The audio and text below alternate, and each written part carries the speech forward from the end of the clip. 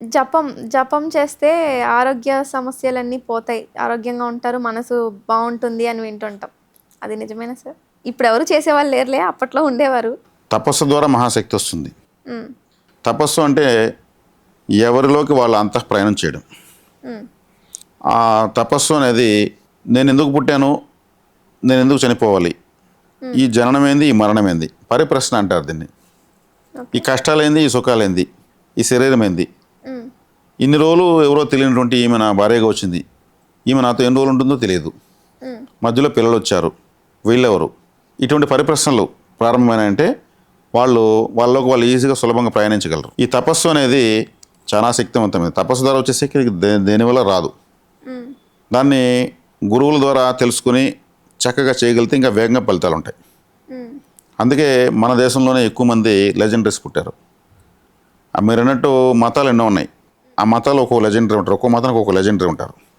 మన మతంలో కొన్ని లక్షల కోట్ల మంది లెజెండరీస్ ఉన్నారు. ఓకే. స్వామి వివేకానంద, శ్రీకృష్ణ, స్వామి శ్రీరాముడు, వీళ్ళందరూ లెజెండరీసే కదా. వాళ్ళు ఎందుకు ఆ మతాలు ఎంచుకోలేదు? ఈ మతంలో ఎందుకు జన్మ తీసుకున్నారు?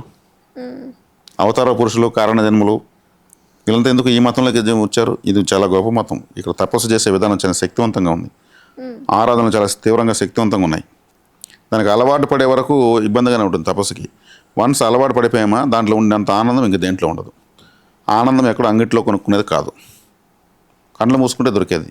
ప్రశాంతంగా కూర్చునేస్తారు. కళ్ళు మూసుకుని అంతఃప్రయాణం వాళ్ళు చేస్తూ దాన్ని సాధిస్తూనే ఉంటారు. నిద్రాహారాలు మారి మరీ చేస్తారు. ఎందుకు సార్ ఎవ్వరూ లేని చోటుకి అడవుల్లోకి అక్కడికి వెళ్ళిపోయి అంటే వింటూ ఉంటాం గదా! అక్కడే ఎందుకు అలాంటి ప్లేసెస్‌నే ఎందుకు ఎంచుకుంటారు? అంటే ఓన్లీ డిస్టర్బెన్స్ అనే దానికి దూరంగా ఉండడం కోసమా? డిస్టర్బెన్స్ ఒకటే కాదు, చక్కటి రసాయనిక రహితమైనటువంటి గాలి దొరుకుతుంది అక్కడ. కెమికల్స్తో ఉన్నటువంటి గాలి పీల్చడం వల్ల కూడా మనకి ఏకాగ్రత కుదరదు. ఓకే. శబ్దాలు చేస్తూ ఉంటే ఆ శబ్దాలను పరిశీలించుకుంటాను సరిపోతుందే కానీ మనకి ఇక్కడ ఏకాగ్రత కుదరదు. ఇక్కడ 12 అయింది, నువ్వు ఈ పాట జపం చేస్తా ఉంటే ఎట్లా, వచ్చి తింటే కదా పిల్లలు వెయిట్ చేస్తున్నారని పిలుస్తారు. అంటే అన్నానికి ప్రాధాన్యత ఉంది, జపానికి ప్రాధాన్యత లేదనే పరిస్థితి వస్తుంది. హ్మ్. ఇటువంటి ఎన్నో అవాంతరాలు, ఆటంకాలు మధ్యలో వీళ్ళు ఏకాగ్రత సాధించలేరు. అక్కడికి వెళితే ఆకులు, అలములు, వేర్లు, దుంపలు, చక్కగా సెలయేట్లు, నీళ్లు, ఏకాగ్రత, ఏ శబ్దము ఉండదు. ఇంకా ఏకాగ్రత ఎలా కుదురుతుంది? బ్రహ్మాండంగా ఉంటుంది.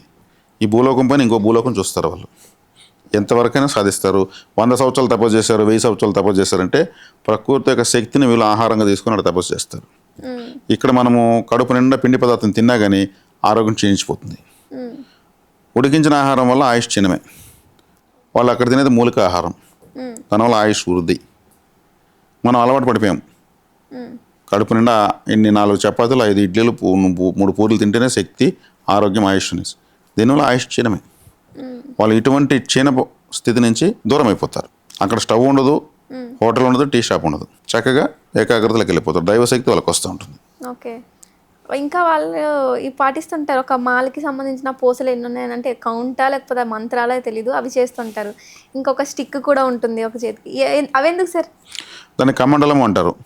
కమండల్. కుడివైపు శ్వాస తీస్తూ చెప్పేసిన కొన్ని మంత్రాలు ఉంటాయి. ఈ కమండలాన్ని ఏం చేస్తారు? ఎడమ వైపు పెట్టుకుంటారు. ఇట్లా నొక్కినప్పుడు కుడివైపు శ్వాస ఆడుతుంది. ఓకే. ఎడమవైపు శ్వాస ఆడించాలని మంత్రం చేయాలని సాధన చేయాలనుకున్నప్పుడు కుడివైపు పెట్టుకుని దాన్ని ఇలా నొక్కినప్పుడు నరాల ద్వారా ఎడమవైపు గాలి వస్తుంది. తర్వాత చెయ్యి నొప్పి రాకుండా దానికి ఒక స్టాండ్ లాగా కూడా ఉపయోగిస్తారు. కమండలం అంటే అది వాళ్ళకు సాధన, కుడి సుషుమ్న, ఇడా, పింగళ, సుషుమ్న నాడుల నుంచి శ్వాస తీసుకుని చేసేటువంటి సాధనల కోసం ఆ కమండలం ఉపయోగపడుతుంది. ఓకే. కాబట్టి అది వాళ్ళకు ఒక వెపన్ లాగా పనిచేస్తుంది. కాబట్టి స్వరనాడీ విధానాన్ని అనుసరించుకోవడానికి వాళ్ళు దాన్ని ఆ కొయ్య పెట్టి మార్చుకోగలరు. ఇంకా మాల సార్? మాల, జపమాల, కోటి జపం చేయాలని డిసైడ్ అవుతారు. ఒక మంత్రాన్ని కోటి జపం. ఓకే. అప్పుడు తెలియాలి కదా వాళ్ళకు. ఆ మాలతో లెక్కేసి ఒక మాల ఎన్ని నిమిషాలకు, ఒక నిమిషం ఒక మాల 108 అయితే ఈ మంత్రము ఎంతసేపు టైం పడుతుందో తెలుసుకుంటారు. ఓకే. 3 నిమిషాలు పట్టింది ఒక మాల కంప్లీట్ అయ్యేదానికి. తెల్లవారితో వాళ్ళు 6 కూర్చుంటారు. 3 నిమిషాలు పడితే ఎంత? 20 మాల జపం చేయొచ్చు ఒక గంటకు, 60 నిమిషాలకు. 30 నిమిషాలకు 10 మాలలు, 20 నిమిషాలు 60 నిమిషాలకు 20 మాలలు. ఈ లెక్కన ఎన్ని గంటలు కూర్చుంటే ఒక కోటి జపం అవుతుందో ఒక లెక్క వేసుకుంటారు. 10 గంటలు చేశారనుకోండి, అంటే 20 × 10 200 మాలలు చేస్తారు. 200 మాలకి ఎంత అయింది? 100 లెక్కేసుకుంది ఒక మాలలో పూసలు. 10 మాలకు 1000, 100 మాలకు 10,000, 200 మాలకు 20,000 జపం జరిగింది. ఇలా రోజుకి 20,000 జపం చెప్పున 1,00,00,000 జపం కావాలంటే ఎన్ని రోజులు చేయాలని ఒక లెక్క వస్తుంది. Okay sir. అప్పట్లో అసలు ఈ గడియారాలు, ఈ టైం చూసుకోవడం అలాంటివి ఏమి ఉండే కాదనుకుంటే కదా. చక్కగా వాళ్ళు సూర్య సిద్ధాంతము, నక్షత్ర సిద్ధాంతం పైన అవగాహన బాగుంటుంది. అంటే మరీ నిమిషాలు కూడా చెప్పగలిగేంత. నిమిషాలు, గడియలు, లిప్తలు, విలిప్తలు, కళలు, కాష్టలు అనే ఒక లెక్క ఉంది. ఓకే. కనురెప్ప పాటకు 4 /4 చేసి వాళ్ళు సూక్ష్మంగా పట్టుకోగలిగిన సమయాన్ని పట్టుకోగలరు వాళ్ళు. కనురెప్ప పాటని 4 భాగాలు చేయగలరు వాళ్ళు. ఓకే. అదే వాళ్ళ యొక్క శిక్షణ సాధన. కాబట్టి వాళ్ళు ఇప్పుడు సూర్యాస్తమయం అవుతుందంటే 6, సూర్య అస్తమయం అంటే సాయంత్రం 6, సూర్యుడు పైన అంటే మధ్యాహ్నం 12. ఈ తెల్లవారు సూర్యోదయానికి నెత్తి మీదకి మిడిల్లో ఉంటే ఏ టైమో వాళ్ళు గ్రహించగలరు. ఓకే. వాళ్ళు ఒక చెట్టు నీడకు గీతలు గీసి పెడతారు. 6కి చెట్టు నీడ ఇడికి వస్తుంది ఒక గీత, 7కి ఇడికి వస్తుంది, 8కి ఇడికి వస్తుంది. ఆ చెట్టు నీడ చూసి మళ్ళీ కళ్ళు మూసుకుంటారు. 7:30 అవుతుందని ప్రకృతి పైన ఆధారపడతారు. ఓకే. బ్రాండెడ్ వాచ్ వాళ్ళకి అవసరం లేదు. అంటే ఇప్పుడు కొంచెం అక్కడే ఉండిపోతారు కాబట్టి గడ్డం, జుట్టు అన్నీ పెరిగిపోవడం ఉంటుంది. అంటే అవి తీయకూడదు, ఇంకా అలానే ఉండాలని ఏమన్నా ఉంటుందా? దాన్ని ఎందుకు తీయకూడదంటే, దాన్ని తీయాలంటే ఒక కత్తి పెట్టి తీయాలి. ఈ కత్తి అనేది ఏంటంటే ఒక ఆయుధం పెట్టినట్టు. వాళ్ళు ఆ సాధన పూర్తయ్యే వరకు ఏ విధమైన ఆయుధం వాళ్ళ శరీరం పైన పడకూడదు. ఓకే. ఆయుధం పడితే ఆటంకం, అంటే వాళ్ళ యొక్క వ్రత భంగం. వాళ్ళు నూనె కూడా పెట్టరు. తలకు తైలం అంటితే వ్రత భంగం అయిపోతుంది. చన్నీటి స్నానం చేస్తారు.